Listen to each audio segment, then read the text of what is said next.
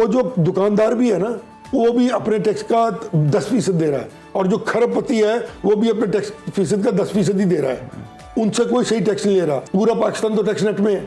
आप किस पर टैक्स नेट ब्रॉड करने की बात कर रहे हैं? आपको चाहिए कि आप वो लोग जो टैक्स चोरी कर रहे हैं, जो पूरा टैक्स नहीं दे रहे, उनसे टैक्स लें। मुल्की सियासत की बात जब हम करते हैं तो वज़ीर-ए-आज़म शहबाज शरीफ का जिक्र कर लेते हैं। यूएई का दौरा किया उन्होंने। इस दौरे को तिजारत और सरमायाकारी के हवाले से इंतहाई अहम कहा गया है, और इतलात ये हैं कि मुत्तहिदा अरब अमारात ने पाकिस्तान में इक़्तिसादी शोबों में $10 अरब की सरमायाकारी की यकीन दहानी करवा दी है। बड़ी अच्छी खबर है ये, जिसे मईशत के लिए और सिफारती सतह पर बड़ी कामयाबी करार दिया जा रहा है। इसी तमाम तर सूरत हाल पर बात करेंगे। हमारे साथ मौजूद हैं सीनियर सियासतदान हैं सैयद ज़ईम कादिर साहब। कैसे हैं sir? Thank you very much. अस्सलाम वालेकुम। वालेकुम अस्सलाम। We are good. So good.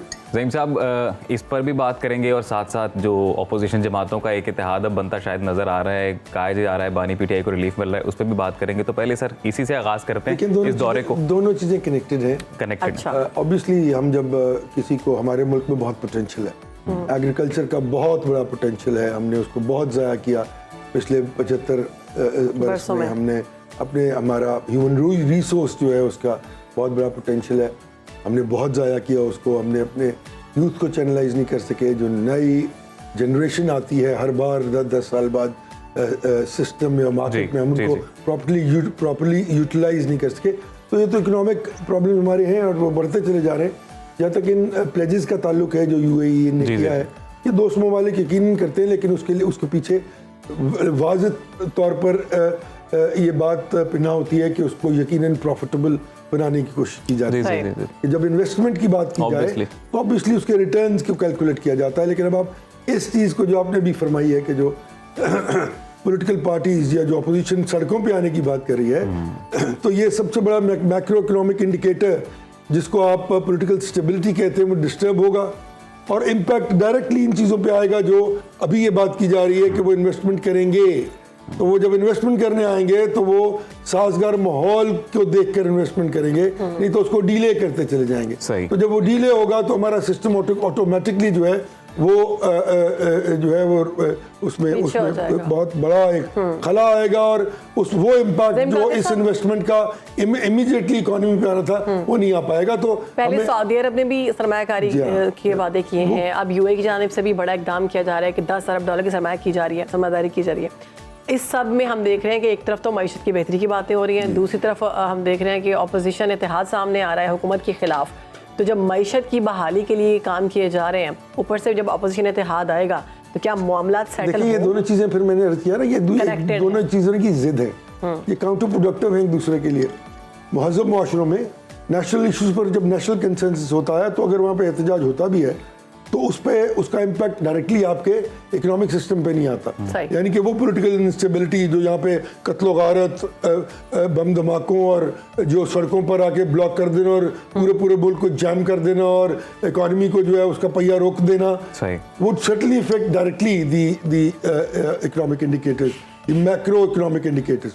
तो अगर आपने उस दिन, ये दोनों चीज़ें एक दूसरे की जिद है, तो अगर आपने इसको दुरुस्त नहीं करना तो फिर ये सब सरमायाकारी पहले भी आती रही, ज़ाया हो जाएगी, उसका इम्पैक्ट नहीं आ सकेगा और वो इम्प्लीकेट नहीं हो सकेगी in letter in spirit all the way to the grass root level. अभी आपको लग रहा है कि वाकई अपोजिशन कोई बड़ा इत्तेहाद बनाने में कामयाब होगी गवर्नमेंट के खिलाफ, और अगर ये इत्तेहाद बनता है तो आपको क्या लगता है कि वो मईशत के खिलाफ भी? देखिए, इत्तेहाद तो बिल्कुल बनेगा, क्योंकि यहाँ पे सब के सब जो अपोजिशन में है, ये गवर्नमेंट में, सबका मतमा नज़र जो है वो सिर्फ इक़्तिदार पे कब्जा करना है। अब मौलाना फजलुर रहमान साहब, मैं तो बड़ी इज्जत करता हूँ, बुजुर्ग है मेरे, लेकिन वो जो पीटीआई के साथ उनकी एक सहेल पुनः शुरू हो गया है, वो मेरा ख्याल में यार फॉर गॉड सेक यार इस मुल्क को माफ कर दें यार, नहीं होना चाहिए आप लोग। और मुझे पीटीआई वालों की समझ नहीं आ रही कि भाई कल तक तो आपने कभी उनको मुंसलिक किया हुआ था पेट्रोल और डीजल की कीमतों के साथ, अब मैं वो बातें नहीं कह सकता, मेरे बुजुर्ग हैं। आप समझते नहीं होना चाहिए? नहीं, आप देखिए किस लिए,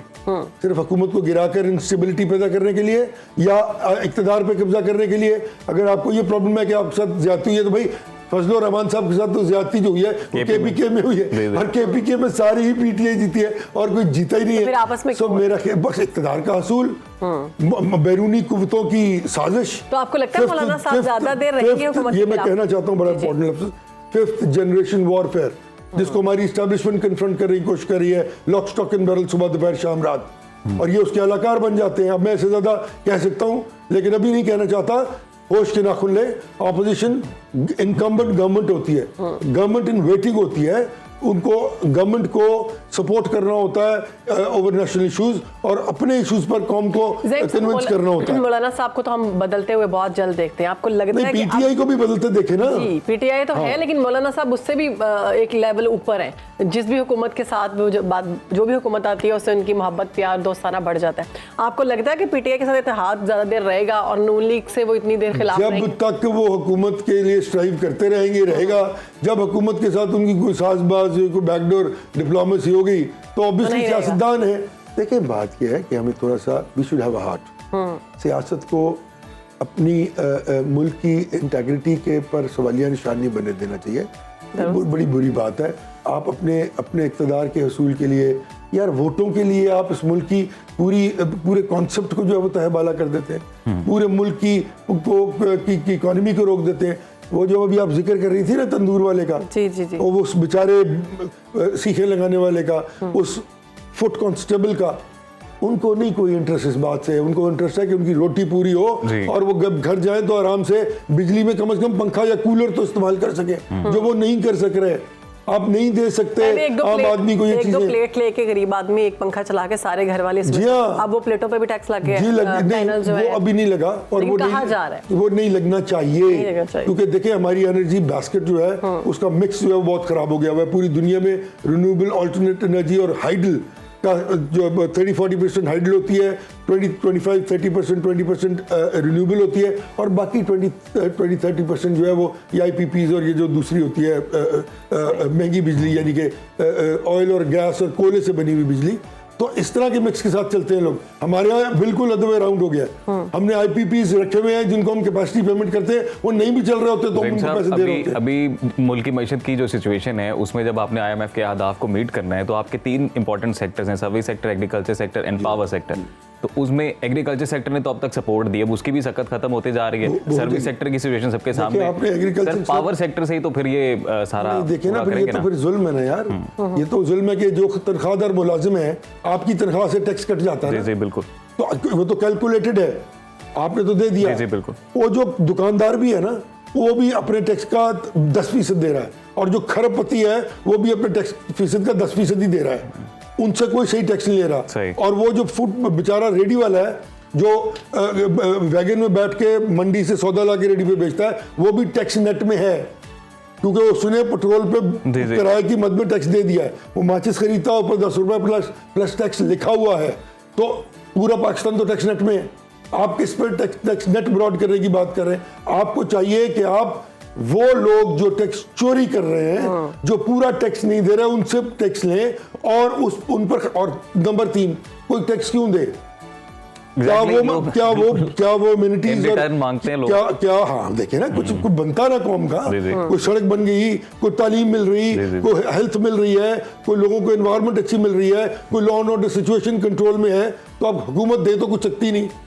तो टैक्स कहने वाले मैं तो नहीं कहता। ज़हीम साहब, लाइन लॉसेस, बिजली चोरी के जो इजाफी बिल है, वो जो बिल पे कर रहा है उसको जी, वो आपकी डिस्को जो है, आपका डिस्को जो है वो कैलकुलेट करता है कि इस महल्ले में 20 बंदे बिल दे रहे हैं, 40 नहीं दे रहे। वो जो दे रहे होते हैं वो 40 का बिल उसको डाल के लाइनमैन अपनी जान छुड़ा लेता कि मेरे तो पैसे पूरे हो गए जी, मैनू इन्नी 2000 यूनिट आया तो मैं 2000 यूनिट जो मैं सारा का सारा बिल करता गया।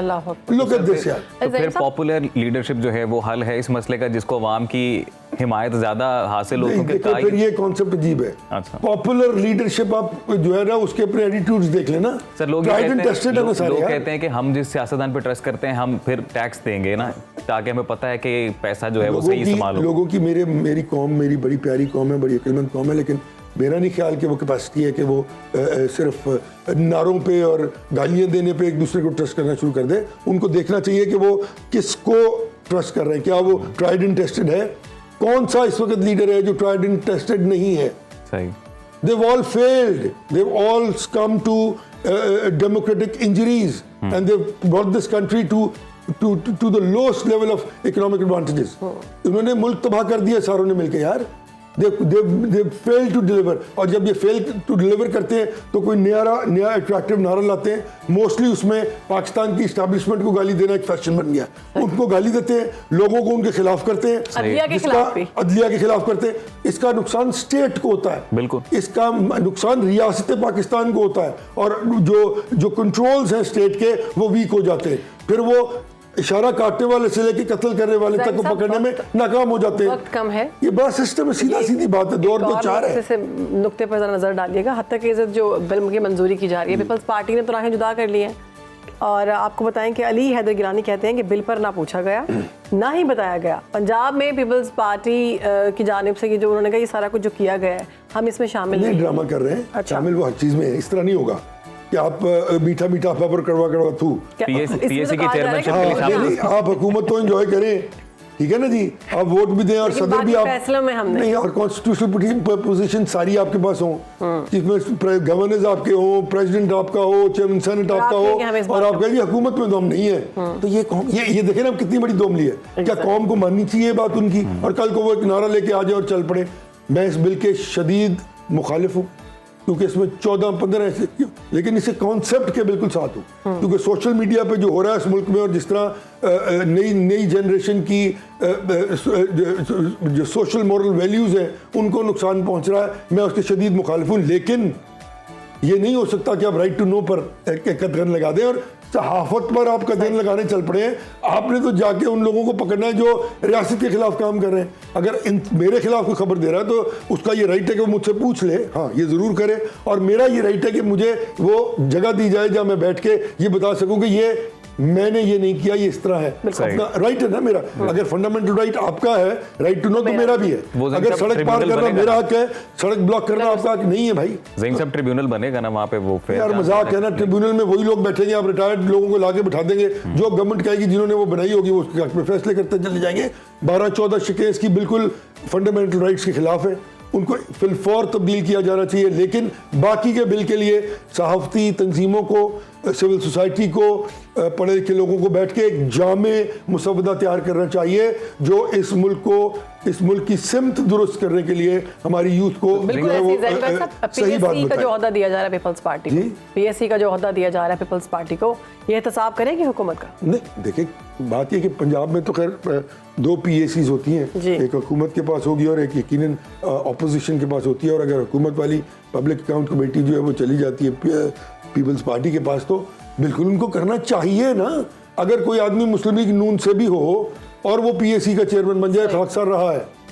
मैंने तो कभी किसी की बात सुनी नहीं थी जी, मैंने तो अपनी हुकूमत की भी बात नहीं सुनता था। खैर शायद ये वही जो वजह हुई कि मेरे से मोहब्बत बहुत बढ़ गई सबकी। लेकिन बात ये है, देखिए जब आपको एक ओहदा दिया जाता है ना, उस ओहदे के तकाज़ों को आपको पूरा करना है। चाहे आपका अपना खानदान, अपनी पार्टी क्यों ना उसमें इन्वॉल्व हो, आप उसको डायरेक्टली कन्फ्रंट करें। क्योंकि क्या पार्टी मुल्क से बड़ी है? क्या लीडरशिप, ये क़यादतें, अल्लाह माफ़ करिए क़यादत तो खैर मैं इनको मानता ही नहीं हूँ, ये तो जो है वो हालात की पैदावार है और मार्शल्लाओं की पैदावार लोग हैं, प्राइवेट लिमिटेड कंपनीज बना के बैठे हुए। क्या वो इस मुल्क से बने? क्या इस मुल्क का कोई भी लीडर इस मुल्क की इंटेग्रिटी से बड़ा है? बिल्कुल नहीं। नो। तो आप अपने हिस्से की क्षमा जलाएं और देखें, फिर अल्लाह ताला आपकी मदद करता है, और वो करता है। आपका कम से कम कॉन्शियस तो क्लियर है ना।